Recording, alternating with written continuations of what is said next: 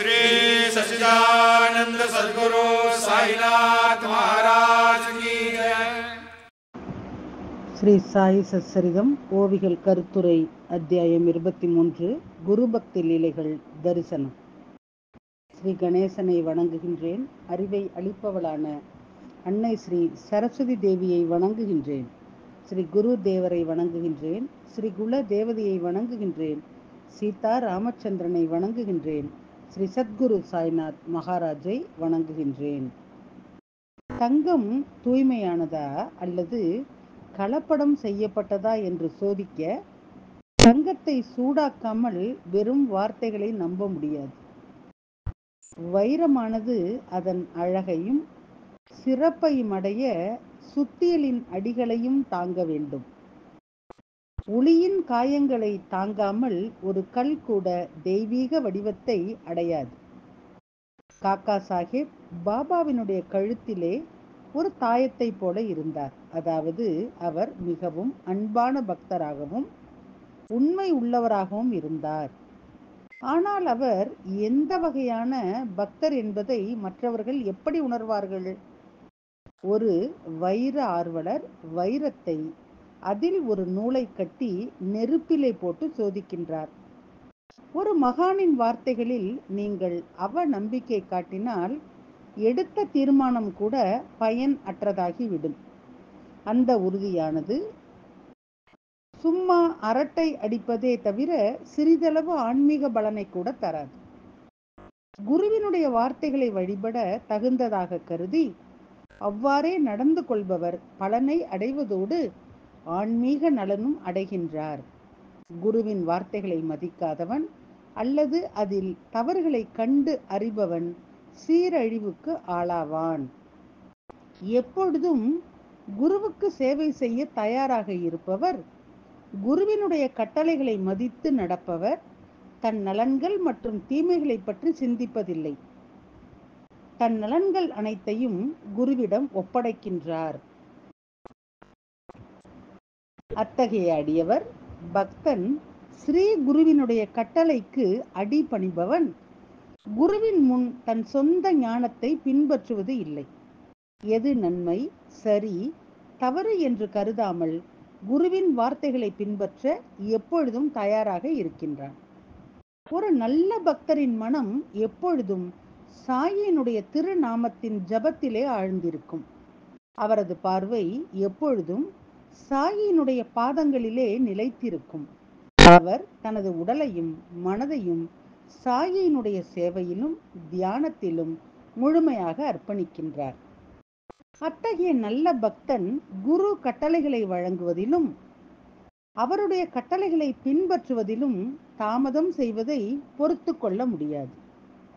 சாயினுடைய அமிர்தவாணி மூலம் வழங்கப்பட்ட உத்தரவுகளை உடனடியாக அமுல்படுத்த வேண்டும். ஒரு நல்ல பக்தன் ஒரு கணம் கூட தாமதிக்க முடியாது. அத்தகைய அற்புதமான மற்றும் சிறப்பு வாய்ந்த குணம் ஒரு அபூர்வ பக்தரிடம் மட்டுமே காணப்படுகின்றது. ஸ்ரீ காக்கா சாஹேப் தீக்ஷித் ஒரு தூய்மையான மற்றும் நல் ஒழுக்கமுள்ள பக்தர். அவர் உலகிலே மகா மேருவை போல இருந்தார். உயிருடன் இருக்கும் ஆட்டை கொல்வது எப்படி என்ற எண்ணம் கூட வரவில்லை. அந்த அப்பாவி ஆட்டுக்கு விஷம் கொடுத்தால் அதன் ஆன்மா வேதனைப்படும். அவருடைய சுத்தமான புகழும் கெட்டு போகும். தன் கையால் பெரும் பாவம் செய்வார் என்ற எண்ணம் அவருடைய மனதை தொடவில்லை. எந்த வாதத்தையும் மனதிலே வைத்துக் கொள்ளாமல் ஸ்ரீ குருவினுடைய கட்டளையை மீறக்கூடாது. குருவினுடைய கட்டளையை பின்பற்றாதது பெரும் பாவம் என்பதாலும் குருவினுடைய கட்டளைகளை பின்பற்றுவதை போன்று வேறு எந்த புண்ணியமும் இல்லை என்பதாலும் தீக்ஷித் காக்கா இவ்வாறான வலுவான எண்ணங்கள் கொண்டவராக இருந்தார். காக்கா சாஹேப் தீக்ஷித் தூய்மையான மற்றும் மென்மையான இதயம் கொண்ட குருவினுடைய கட்டளையை ஆதாரமாக ஏற்று அதை பின்பற்றுவதற்கான அசாதாரணமான உத்வேகத்தை பெற்று ஆட்டை அறுக்க தயாரானார். பின்னர் காக்கா சாஹேப் தீக்ஷித் சாத்தேவாடாவிற்கு சென்று ஒரு கத்தியை கொண்டு வந்து ஆட்டை வெட்ட தயாரானார். அவர் சிறிதும் பின்வாங்கவோ பயப்படவோ இல்லை. ஸ்ரீ குருவினுடைய கட்டளையை பின்பற்றுவதற்கான அசாதாரணமான பொறுமை தைரியம் மற்றும் உத்வேகம் ஆகியவற்றை பெற்றார். ஆயுதத்தை எடுத்து ஆட்டை கொல்ல வேண்டும் என்று தீர்மானித்தார்.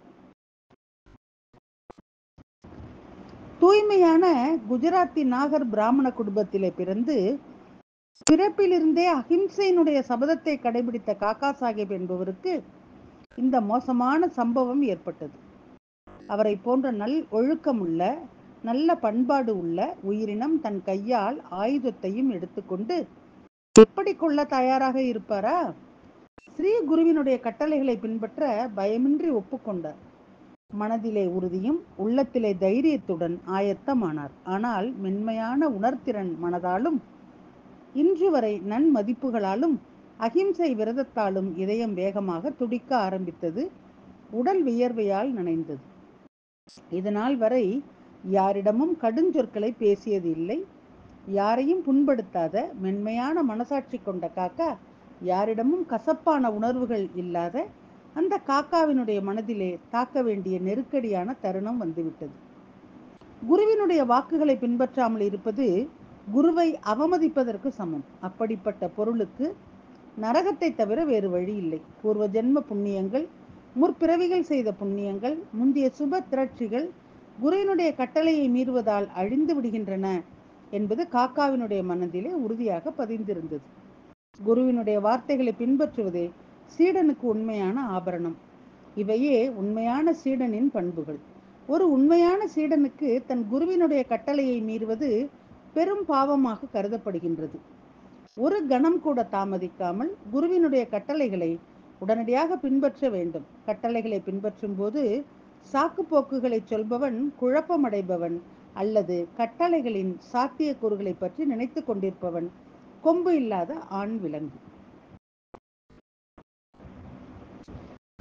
குருவினுடைய கட்டளைப்படி சுப நேரத்தை அனுசரிக்க வேண்டிய அவசியமில்லை. ஒருவர் நல்லது கெட்டது பார்க்க வேண்டியதில்லை. உடனடியாக செயல்படுவது அல்லது தாமதமாக செயல்படுவதா என்ற கேள்வியும் இல்லை.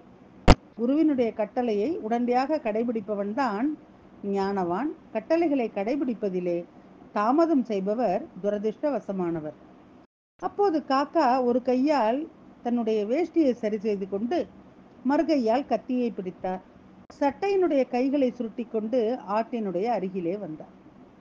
கிராம மக்கள் அனைவரும் பற்களிலே விரல்களை கடித்து ஆச்சரியத்தை வெளிப்படுத்த ஆரம்பித்தனர். காக்கா என்ன விசித்திரம் செய்ய போகின்றார்?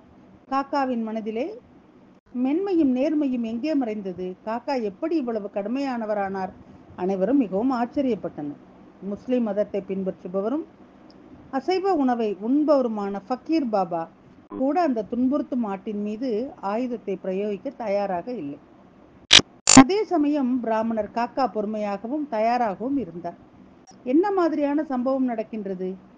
இடியை விட கடினமானவர்களும் பூவை விட மென்மையாக மற்றும் மிருதுவாகவும் இருக்கும் நன்மனிதர்களே உள்ளத்தால் உண்மையுள்ளவராக இருப்பார்கள். அப்போது காக்கா சாஹிப் தீக்ஷித் கத்தியை கையிலே பிடித்துக்கொண்டு தன் கையை மேலே உயர்த்தியவாறு பாபாவிடம், பாபா, நான் இந்த ஆட்டை கொல்ல வேண்டுமா? ஒருமுறை உங்கள் வாயால் எனக்கு உத்தரவு கொடுங்கள் என்றார். பாதிக்கப்பட்டவர்களை காக்க பயன்படும் ஆயுதத்தால் ஒரு அப்பாவி ஆட்டை கொள்வது விசித்திரமாக தோன்றியது.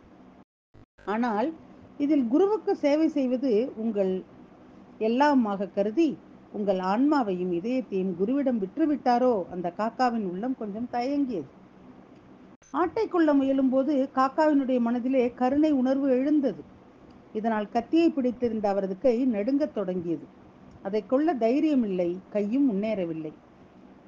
அரே வெட்டு, என்ன பார்க்கின்றாய்? பாபாவின் இந்த கடைசி கட்டளையை கேட்ட அவர்கள் அந்த ஆட்டை தாக்குவதற்காக வட்டமாக சுற்றி வந்தார். கத்தியை முட்டியிலே பிடித்து கொண்டு காக்கா வெட்ட கையை உயர்த்தினார். இப்போது நிச்சயமாக அவரை கொன்று விடுவார் என்று தோன்றியது. ஒருவேளை ஆட்டினுடைய காலம் வந்துவிட்டதோ என்று தோன்றியது. ஆனால் நேரடியாக கடவுள் அதை காப்பாற்ற உடனடியாக ஓடி வந்தார். இப்போது காக்கா கண்டிப்பாக ஆட்டை கொள்வார். உண்மை தெரிந்தவுடன் தாமதித்தால் விபரீதம்தான் நடக்கும் என்று எண்ணிய பாபா, அரே இருக்கட்டும் இருக்கட்டும் என்று வேகமாக கூறினார். ஆமாம் ஆமாம், பொறு, காக்கா கொள்ளாதே. நீ இவ்வளவு கொடூரமானவனா? பிராமணனாக இருந்தும் வன்முறை செய்கின்றாயா? நல்லது கெட்டது எது என்று நினைக்கும் சக்தி உனக்கு இருக்கிறதா இல்லையா என்றார். பாபாவினுடைய இந்த வார்த்தைகளை கேட்ட காக்கா சாஹேப் தீக்ஷித் தன் கையில் இருந்த கத்தியை கீழே எறிந்தார். மேலும் ஆட்டுக்கு உயிர்தானம் கிடைத்தது. குருவினுடைய கட்டளைகளை பின்பற்றி காக்கா சாஹேப் தீக்ஷித் தனது குரு பக்தியை நிரூபித்தார். இந்த சம்பவத்தால் அனைவரும் அதிர்ச்சி அடைந்தனர். கத்தியை எரிந்துவிட்டு காக்கா சாஹேப் சொன்னதை கவனமாக கேளுங்கள். காக்கா சாஹேப் தீக்ஷித், பாபா, உங்கள் அமிர்த வார்த்தைகளை பின்பற்றுவது எங்கள் இறுதி தர்மம். உங்கள் கட்டளைகள் எங்கள் தர்ம விதி. அதுதான் எங்களுக்கு மதி ஒழுக்கம். எங்களுக்கு வேறு எந்த தர்மமும் தெரியாது. எங்களுக்கு வேறு எந்த சட்டத்தடையும் இல்லை. அதை பற்றி நாங்கள் வெட்கப்படவில்லை. குருவின் வார்த்தைகளை பின்பற்றுவதே எமது இறுதி தர்மம். இதுவே எமது வேத சாஸ்திரம்.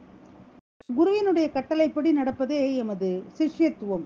இனி இதுவே எங்கள் அணிகலன்கள். ஸ்ரீ குருவினுடைய கட்டளையை மீறுவது எமக்கு பெரும் பாவம். குருவினுடைய கட்டளைகளை பின்பற்றுவதால் ஏற்படும் விளைவுகளை பற்றி நாங்கள் கவலைப்படுவதில்லை. எங்களுக்கு கஷ்டமோ அல்லது துன்பமோ நடப்பதை பற்றி எங்களுக்கு கவலை இல்லை. எது நடக்க வேண்டுமோ அது நடக்கும். எங்களது எதிர்காலத்தை குறித்த கவலைகளை இறைவனிடம் விட்டு விடுகின்றோம். உமது நாமம் எப்பொழுதும் என்னுடைய உதடுகளிலே நிலைத்திருக்கட்டும். உமது ரூபம் எப்பொழுதும் என்னுடைய கண்களிலே இருக்கட்டும். உமது அழகான வடிவம் என்னுடைய கண்களிலே நிலைத்திருக்கட்டும். எங்கள் வாழ்நாள் முழுவதும் குருவினுடைய கட்டளைப்படி நடந்து கொள்ள வேண்டும். இதுவே நாங்கள் அறிந்ததும் மற்றும் விரும்புவதும். குருவினுடைய கட்டளைப்படி நடக்கும்போது எம் கையால் இம்சையா அகிம்சையா என்பது எமக்கு தெரியாது. ஏனெனில் சத்குரு பாதமே எமது இரட்சகர். குரு ஏன் அனுமதி கொடுத்தார் என்று மனதிற்குள் நினைப்பதே இல்லை. எங்கள் கடமையை நிறைவேற்றுவதே, அதாவது உங்கள் கட்டளைகளுக்கு கீழ்ப்படுவதே எங்கள் நோக்கமாகும். குருவின் கட்டளைகள் தெளிவாக தெரிந்த பிறகும் நான் தகுதியானவனா அல்லது தகுதியற்றவனா என்று நினைக்கும் சீடன் சேவையால் நடத்தை தவறியவன் என்று நான் நம்புகின்றேன். குருவின் கட்டளைகளை மீறுவது ஆன்மாவினுடைய வீழ்ச்சியாகும். குருவினுடைய கட்டளைகளுக்கு கீழ்ப்படிவது இது தர்ம நடத்தை. இதுதான் தர்மத்தின் விதி. நீங்கள் குருவினுடைய பாதங்களிலே எப்பொழுதும் இணைந்திருங்கள். அவ்வாறு செய்தால் நாம் இறந்தாலும் சரி, இறக்காவிட்டாலும் சரி, நமக்கு கவலை இல்லை. குருவினுடைய கட்டளைகளே நமக்கு சாட்சி. அந்த உத்தரவின் விளைவுகள் மற்றும் அதன் தீர்மானம் குறித்து நீங்கள் ஏன் கவலைப்படுகின்றீர்கள்? பிறகு நான் ஏன் அதை பற்றி வீணாக கவலைப்பட வேண்டும்? குருவின் கட்டளையால் ஏற்படும் நன்மை தீமை எங்களுக்கு தெரியாது. அவர் முன்னிலையிலே நம் சொந்த நலன்களையோ அல்லது வேறு யாருடைய நலனையோ கருத்தில் கொள்ள எங்களுக்கு உரிமை இல்லை. குருவின் பணி, குருவினுடைய சேவை, குருவின் கட்டளைப்படி நடப்பது, இதுவே நமது இறுதி இலக்காகும். இதுதான் எங்களுக்கு தெரியும். குருவின் வார்த்தைகளுக்கு முன்னால் தடைகள், நல்லது கெட்டது போன்றவை அர்த்தமற்றவை. சிஷ்யனின் குறிக்கோளாக குருவினுடைய வழிகாட்டுதலில் மட்டுமே ஈடுபட வேண்டும். சீடனின் நல்லது கெட்டது, அவனுடைய நன்மை தீமைகளை பற்றி குருவே அக்கறை காட்டிடுவார். அத்தியாயம் 23, குருபக்தி லீலைகள் தரிசனம், ஓவிகள் மற்றும் கருத்துரை அடுத்த தொடரிலே கேட்கலாம். சாயியை பணிவோம். சாந்தி நிலவட்டும். ஓம் சாய்ராம். श्री सच्चिदानंद सद्गुरु साईनाथ महाराज